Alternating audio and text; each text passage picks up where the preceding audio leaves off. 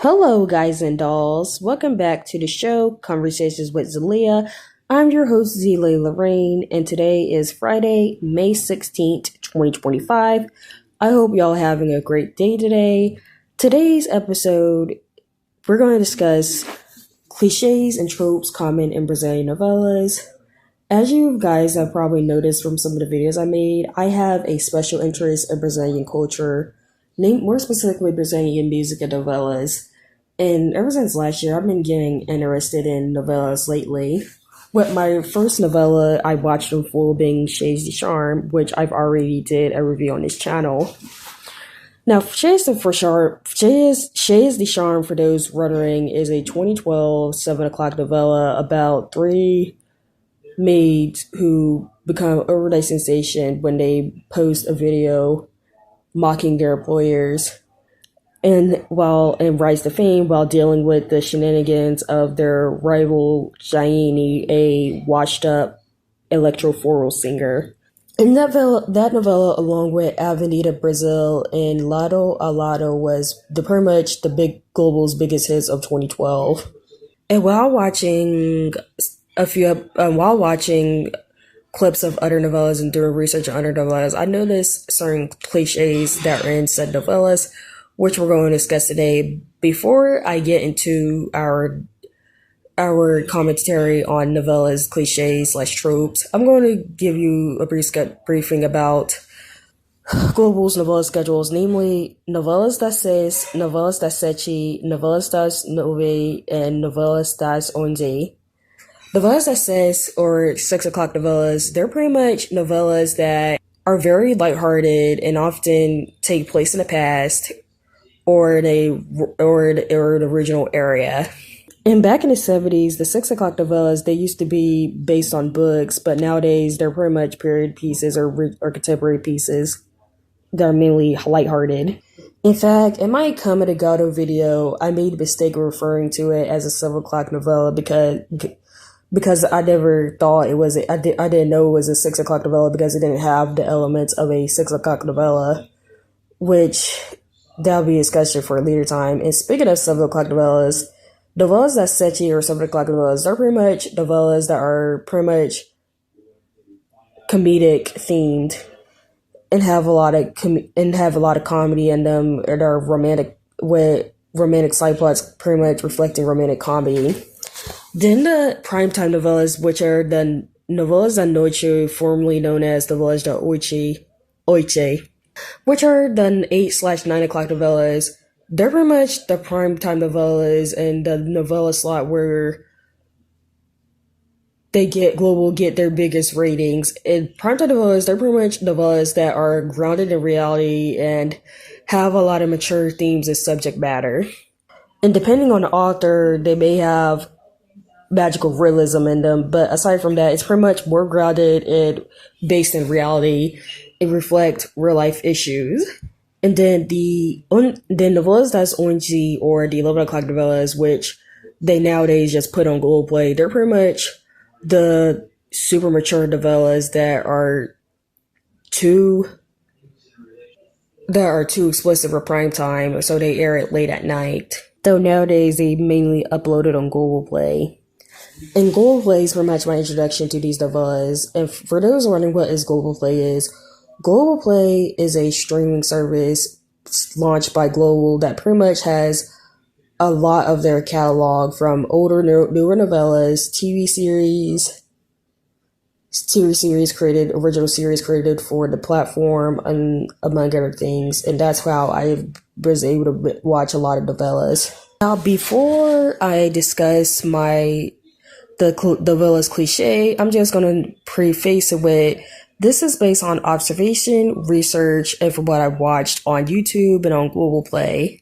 And considering that I will be discussing some plot points within said novellas, there will be a spoiler alert, so beware.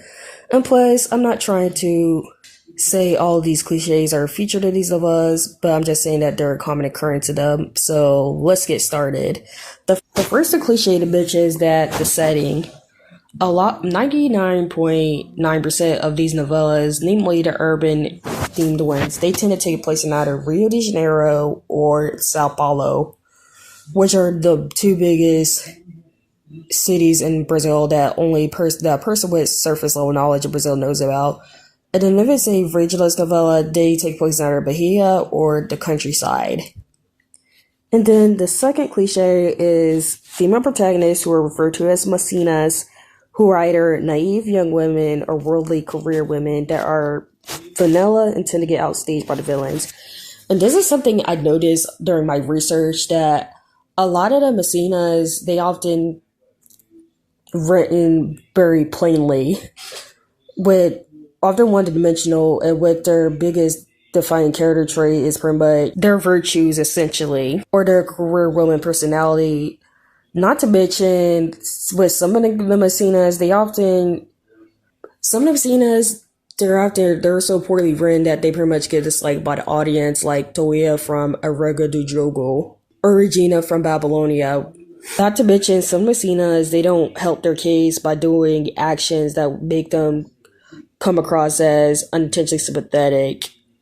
Like, a good example of this would be Maria Clara from Celebridade. She makes a lot more questionable decisions in her relationships, such as pretty much lying to Fernando about the paternity of her unborn child, and how she indirectly benefited from Musa de Viral, or the fact she continued to have an affair with Fernando despite after knowing that he was married and yet separated. And then there's Marita Paz, who's super naive, is not even funny, who remains oblivious to her daughter's shady character until she woke up. Though if you really look at it, Marita Paz is pretty much an exaggerated version of Rick Will, and that they're so naive and oblivious to their daughter's true colors up until they finally see the light. And then the next cliche is villains who are more memorable than the macinas. The tvglobo recently had a special commemorating the 6th anniversary of their channel, and one of the biggest highlights was some of the memorable novella villas coming together, interacting with each other in a crossover event, such as Cristina from Amo Jimea, Nazaré from Sonoro de Destino, Perpetua from Tieta, Carmina from Avenida Brazil, among others.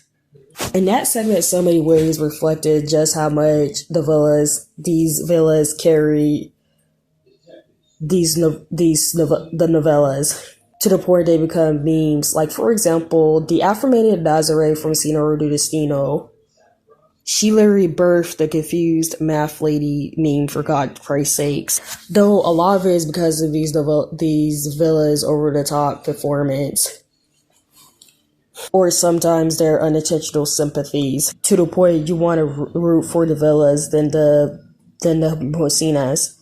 And then the next trope which is a recent observation, which are quote-unquote nice guy love interests that aren't really nice. A few weeks ago, I was watching Vale Tudo, the original, not the remake that's currently on air, and pretty much Afonso, who's supposed to be the nice guy, love interest for Solange, all of a sudden becomes a toxic a-hole due to Cesar and Maria Fatima's machinations. And that led me to notice a pattern with a lot of these male love interests and novellas, and that they're very horrible people. They're either jerks, scumbags, or pretty awful toxic guys in general, like Sandro, who I've already done a video on.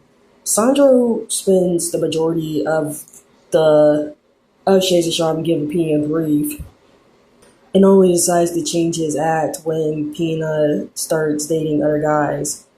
And this winds up working in his favor, since Pina winds up getting back with him in a controversial ending. Then there's Clementino from Torre de Vivel, who literally unalived his wife and her lover at the beginning of the soap opera, and yet he's redeemed, which I'll bring him up later on. And then there's Fernando from Celebridade, who randomly becomes toxic on Maria Clara when she starts being when Hugo enters the picture. Though to be fair, he was hostile towards her the moment the first time they met, and then when she consulted him about the apartment, he practically called her a kinga in so many ways without calling her a kinga. And 100% of the time, a lot of these these male love interest toxic traits come out when either another guy enters the picture or because of the machinations of the villains. And yet we're supposed to root for them together for them to be in game. The next cliche is rebound love interest. Every time the main couple breaks up, there's either a side character or a new character that's added halfway to pretty much become the rebound love interest. Now, for the uninformed do not know what a rebound is pretty much a person that someone dates to move on from another lover, essentially. And every time a couple breaks up or separate, they always get involved with another person. Like, for example, which is a tragic example, in Camargado, when Pedro loses his wife, Deborah through childbirth, he winds up falling in love with the doctor during her delivery, Erica. And in Eurasia, Brazil, when Davi and Manuela broke up, Davi gets involved with Megan while Manuela gets involved with another guy at work, whose name I forgot because of how forgettable Eurasia Brazil is. Like, I try to watch Eurasia Brazil and I just can't get into it. But yeah, it's a common thing in novellas to pretty much for the main character to fall in love with someone else when they're on a break with their in-game love interest. The next trope in slash cliche is loads of characters and side plots. A lot of novellas, they have so many characters and side plots that it's hard to keep up with them. Like, you got the main plot line, then the parallel plots, which are the side plots, and they often revolve around the side characters. And one of them, in case of the primetime novellas, they always have a comedic side plot. Like, for example, Turn of the Bell, the comedic side plot was with Clementino's brothers and Jamanta, the mentally disabled junkyard worker. Then when Camargado, one of the side plots revolved regarding the elderly home patients and their shenanigans. Another thing to also know is that in a novella, expect a character or side plot you thought was unimportant becomes somewhat important. With the African Camargado, the elderly people side plot was important since they were instrumental in certain plot points, such as the nursing home hiding Gustavo, Lolo helping Waldemar figure out his real identity, among other things. The next cliche, which is connected to the previous one, is 7 degrees of separation. In that all the characters, they're somehow connect to each other. Like, for example, in Shades de Charme, Pina is connected to Ivano, who is the love interest for Sita, who works for the Sarmentos. And they themselves are connected to Conrado and his family, and Otto, who winds up falling in love with Pina. Then there's Rosario, who's connected to... I can go on with the 7 degrees separation world. And they're all somewhat connected to each other. Even the characters with little to no importance or small parts are connected. And the next cliche is expect a novella to be more than 100 to 200 episodes long. Like, the current novellas I'm watching, they're more than 200 episodes long. In the case of Renaissance, I've only got to almost 130 chapters. After finishing Renaissance, I don't know if I can watch another 200 chapter long novella. And in most of the the 200 chapter long letters, they're always filler episodes or episodes that have little no importance, but you still have to watch them just to finish it. And then the most common cliche in the novella is a revenge plot. It's not a Brazilian novella, but a revenge plot. It's a little bit dodgy. The main basis of the story is a revenge plot. Laura pretty much wants revenge against Maria Clara due to something that came straight out of Coco. Namely, Maria Clara had a fiance who stole Laura's stepfather's song that she wrote for her mother and made it and pretty much claimed it as his own with the help of Lino, which led to Ebaldo crashing out and popping Wagner on his wedding day. Then in Avenida Brazil, one of Globo's biggest novellas, the main Messina wants revenge against Carmina for killing her dad and abandoning her in a trash heap. And the next novella that's set to replace the Valley 2 remake has a revenge plot, so expect a revenge plot with some of the more known novellas, even though it's overstaying its welcome. The next novella cliche is dated elements / storylines, essentially in the older novellas or to a certain extent the newer novellas. Noticing a lot of older novellas, they tend to have outdated elements, be it misrepresentation, mature themes, abuse, etc. For example, Duration Brazil had a character that was in so many ways Jellyface, and that was from 2014. Let me say that a novella that came out 11 years ago, which is not fondly remembered, had a character masquerading as a Asian talk show host that was in Yellowface. And then there's Portugal's Milagres and Segundo Sol, which both received heat for not casting, for whitewashing Bahia, essentially. And another thing I noticed with both novellas, they shared some of the actors like Arlette Salles, Vladimir Bicha, Jose de Abreu, and a few other actors. And not only did they presented a whitewashed view of Bahia, even though we know which a good chunk of its population are black and mixed race. They did have some black characters, though they were in side roles. Like in Puerto dos Milagres, Camila Batanga's character is Emma Esmeralda, who's pretty much the main antagonist who fights for Guma's love with Livia. And Thais Abrajo is a lady of the night who's the half-sister of Rufino, another black character. And there's the legendary Zizi Mata as May Ricardina, a Condoble religious leader. And another novella that has dated or poor-age elements is Torre de Babel, which I mentioned earlier.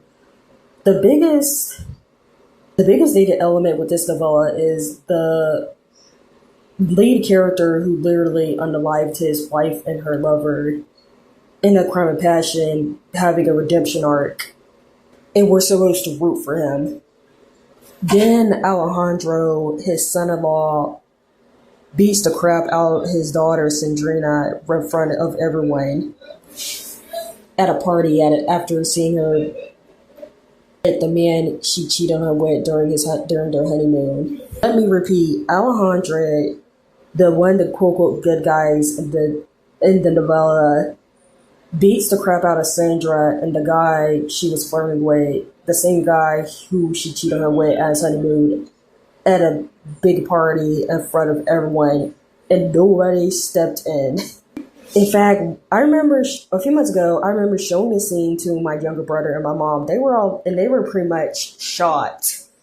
In the clip I first saw, I thought he just slapped her once. I thought he only hit her once, but I didn't know he pretty much did all of that. And when the scene first aired, there were pretty much people sided with Alejandra because of Sandrina's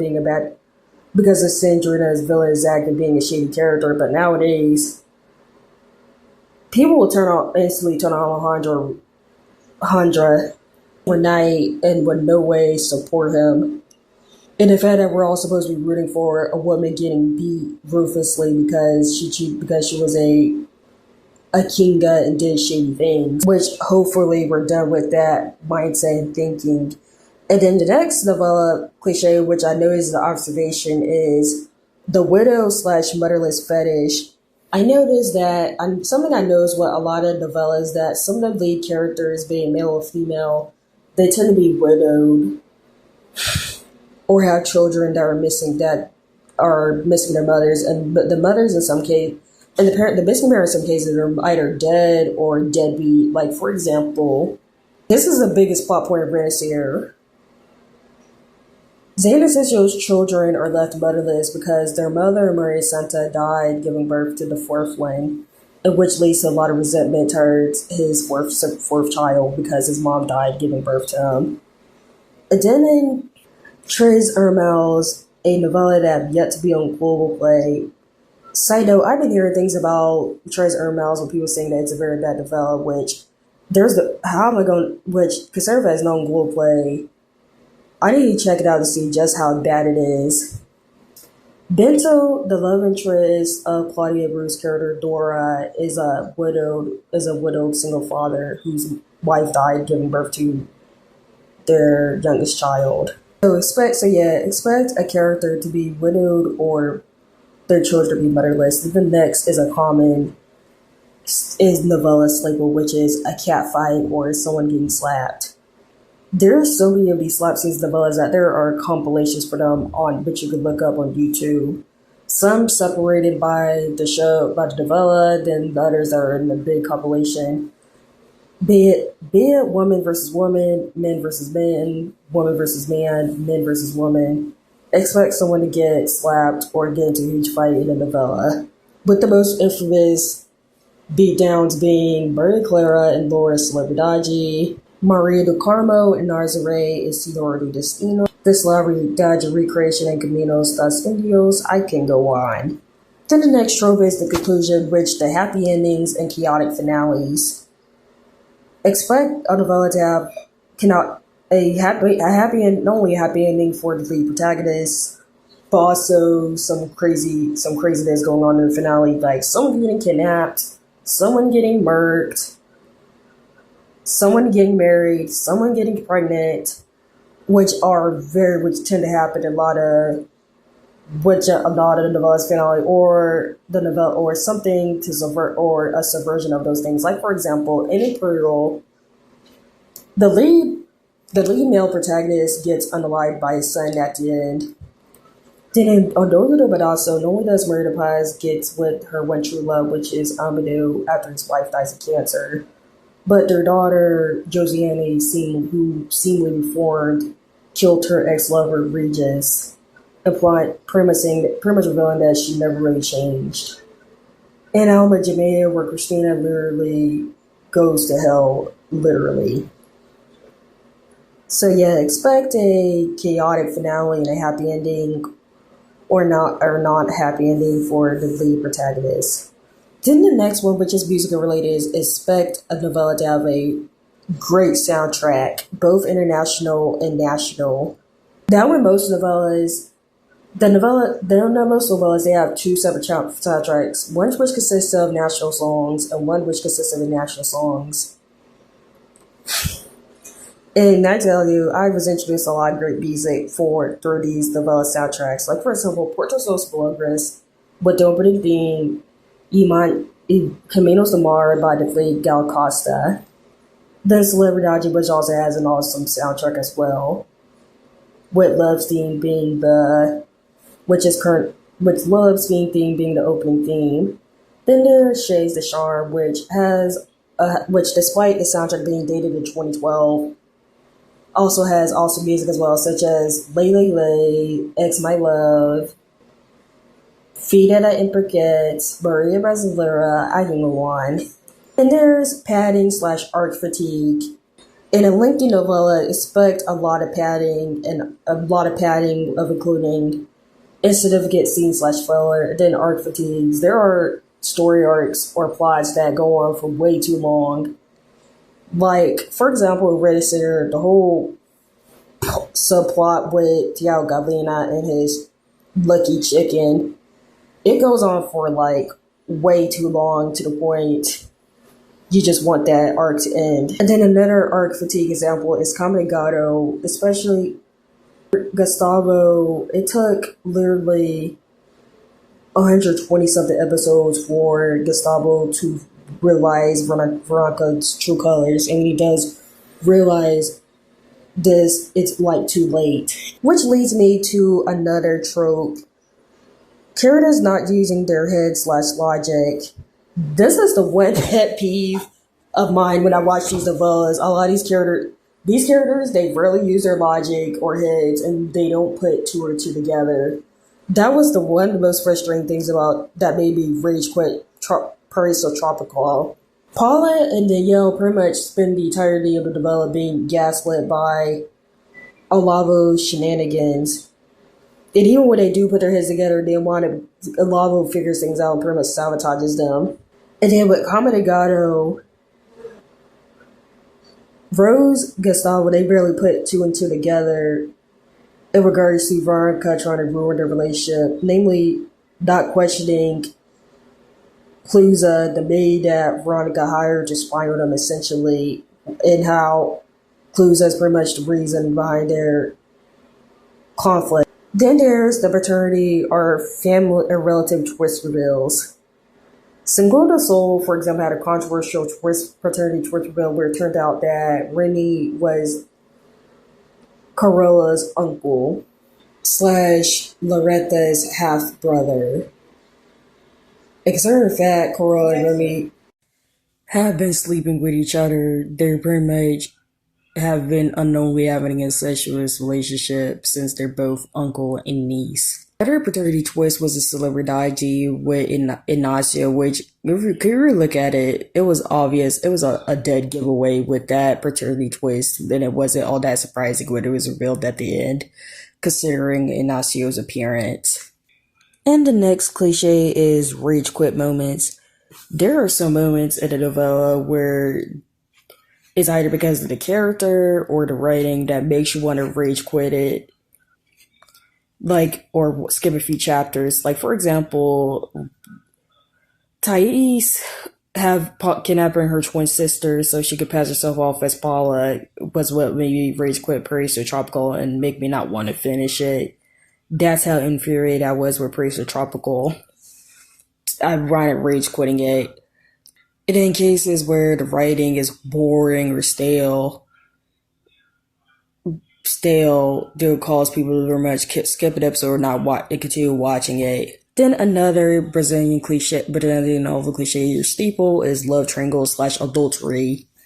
Is not a Brazilian novella without entanglements, love affairs, love triangles, and all that in between. Most of these love triangles involving the Messina, the villain, and the target of their affection. Like, for example, one of the side plots in Porta dos Milagres is a love triangle between Guma and Livia, the woman he's pretty much destined to fall in love with, and Esmeralda, a woman who's been in love with him since childhood, who teams up with Livia's love interest, who also happens to be Guma's cousin, to break Livia and Guma up so they could be with their respective love interests, with Esmeralda even trying to baby trap Guma. In Jurisha Brazil, the main story arc is Jonas, who's married to Claudia Bru's character, I forgot her name, who has an affair with Thais Arolo's character, Veronica, a journalist. Claudia Bru herself had a past relationship with I forgot the name of the character, Ignacio / Fabian from Shazy Charm. Then there's also another staple, which is close-in zoom-in shots, especially more intense or dramatic moments, alongside music cues, to hint or foreshadow something bad is going to happen or a tense scene. Then there's the dysfunctional lead couple, or the designated dysfunctional lead couple, whose relationship, they start out great but become dysfunctional most of the time due to them being opposites or because of the villain's machinations. Like, for example, we're supposed to root for Fernando and Maria Claire's relationship because they're both equals, but considering the fact Fernando has toxic traits and is literally, although he's separated from her, married to an unstable woman, and we're supposed to root for them when they get back together at the end. Same thing with Solange and Alfonso. We're supposed to root for them as a couple despite Alfonso being a toxic twat. And then on the opposite side, we have the quote-unquote perfect side couples, namely the side couples that have little to no drama, like Shirley and Dino from Tour de Ville. They have, aside from Dino going missing due to the real life actor having an accident, there's no dysfunction between them in comparison to the other couples. And also the gay couple from Paraiso Tropical, who pretty much are underdeveloped. But then again, it's been a while since I saw Paraiso Tropical. And last but not least, there's toxicity. Expect a lot of toxicity in these novellas, be it from the villains, the love interests, etc. Like, there's so much toxicity in it. There's a lot of toxicity in novellas, being parent-child rivalries, being character rivalries. I can go on.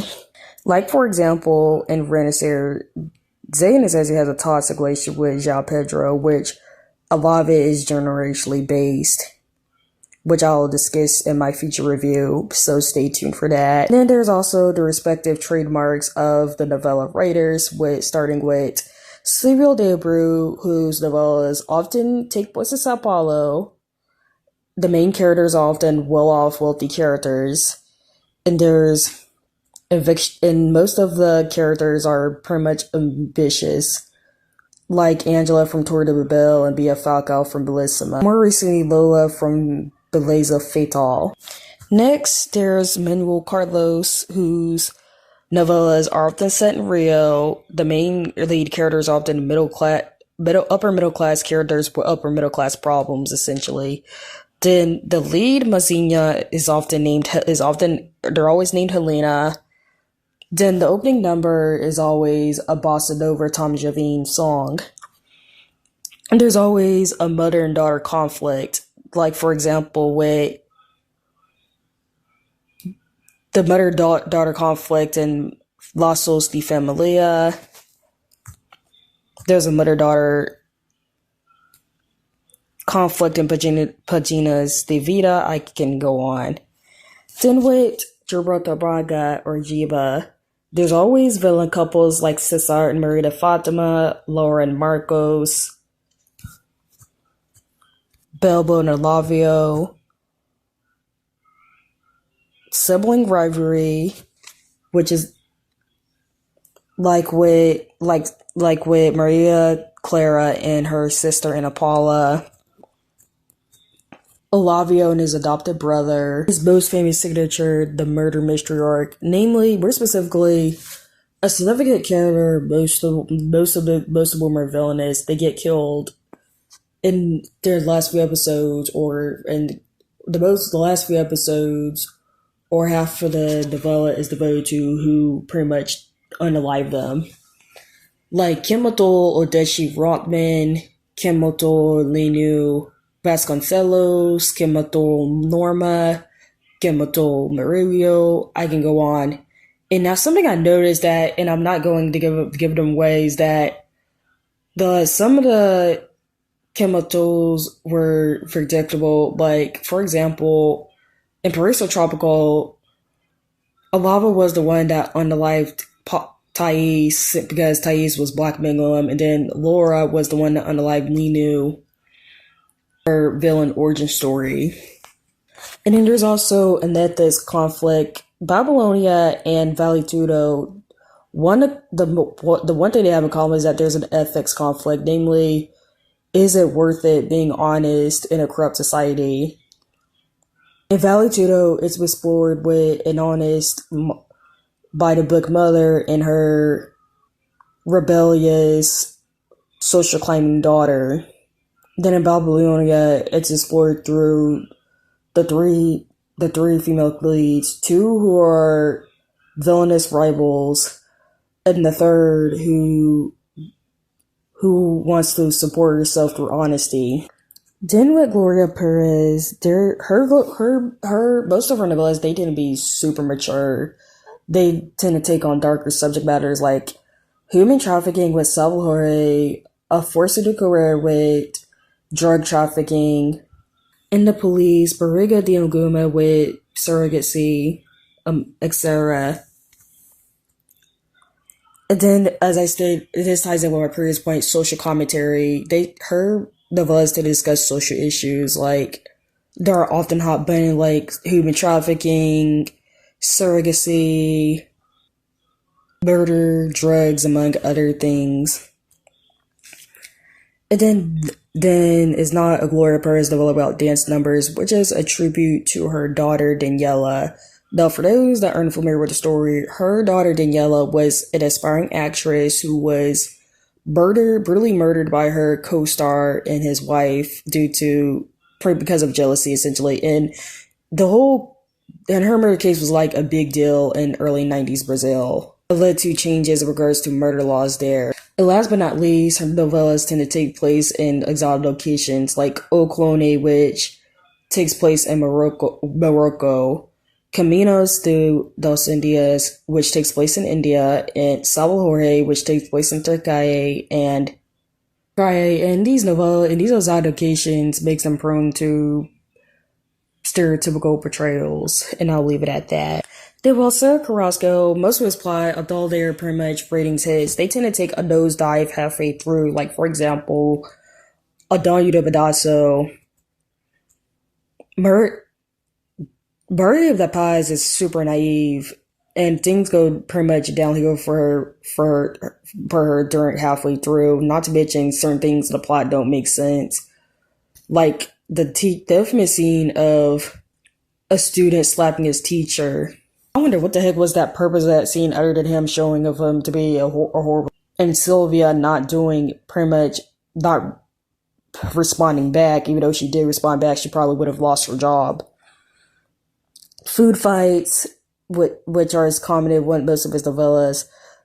Then with the common actors in novellas, there are Ari Fontera and Elizabeth Savala. Then there's Cavelling villains just as Josiani and Irene from Adonio Badasso and Altro Lado do Paradiso. And then expect some slapstick as well. Then Zhao and Manuel Canaro, his main trademarks are trash piles, suburban families, unrelated subplots that have little to do with the story, blonde villains, which include Barbara from the Cor de Pecado, Carmina and Loretta from Avenida Brazil and Segundo Sul, respectively. Flora, probably Flora from Eva Fruta, among others. And the most common actors in his novellas are Carla Raymond and Adriana Estevez. Then there's Bendito Roy Barbosa. His signatures are regionist rural settings, which his novellas often take place in the Northeast. Parent-child conflict, which is common in his novellas, like for example, in the Pentadol remake, there's a big conflict between Zay Leonicio and Jove, which leads to my next trademark, city versus rural culture class conflict. The main conflict with Zay Leonicio and Jove is the culture clash. Jove was raised by his mom in the city, while his father lived in a farm in the Pantanal. And there's a big culture clash when Jove comes to stay with him. And there's also a big culture clash with Renacier, where Damiel leaves Ratina to live in the city with Ileana, and he pretty much has a hard time adjusting to life in Sao Paulo to when he winds up returning back to the farm in Ratina. Then there's ambiguous moral compass amongst the characters. Like, I'm almost 130 chapters into Renaissance, and Zane Asensio is pretty much, he started to come off more as a villain than Teodoro to me. That's just my opinion. But then the other characters, they're also shady as well, like Mariana, Ileana, Teodoro, etc. And Aguinaldo Silva's signatures are magical realism, which is prominent in O Sétimo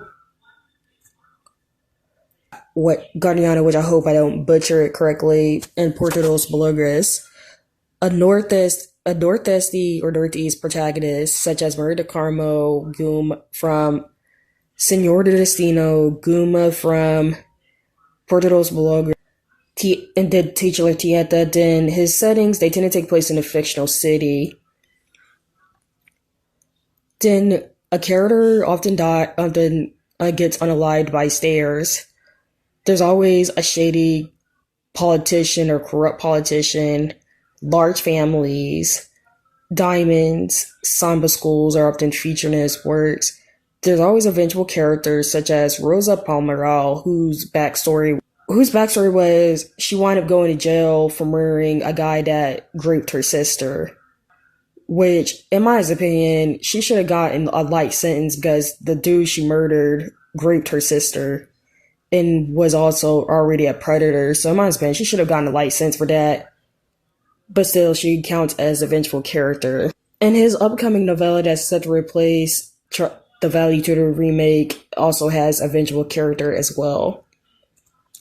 Then his stories often take place in two phases. The first phase, which pretty much tells the origin story of the characters, and then the second phase, where all the action happens. Like Tieta, the first phase is devoted to Tieta's upbringing, and the second phase is devoted to Tieta returning to town, getting revenge. In Portugal's Malogras, the first phase is dedicated to the backstory of Guma and Livia, and then the second phase has Guma's and Livia's love story play out. Then Senor de Dresnora, the first phase is devoted on pretty much Maria de Camo's finding a new life as a single mother and her baby getting kidnapped, and the second pretty much focuses on Maria de Camo and Nazare's paths now. And last but not least, it has to include a brothel where one or more of the side characters are working at. And that's it for my discussion on telenovela cliches. I hope you enjoyed this video. My next video will be me discussing discontinued food items that from my childhood that I've missed. And then I'm not sure in regards to my next podcast episode, but I'm planning on doing a Q&A video, so be sure to send me questions for in regards to the Q&A. I hope you enjoyed this podcast episode. Check out this podcast episode on YouTube, Spotify, Amazon Music, and Art Radio. It was nice talking to you guys. I can't wait to see you guys next time. Until then, bye bye.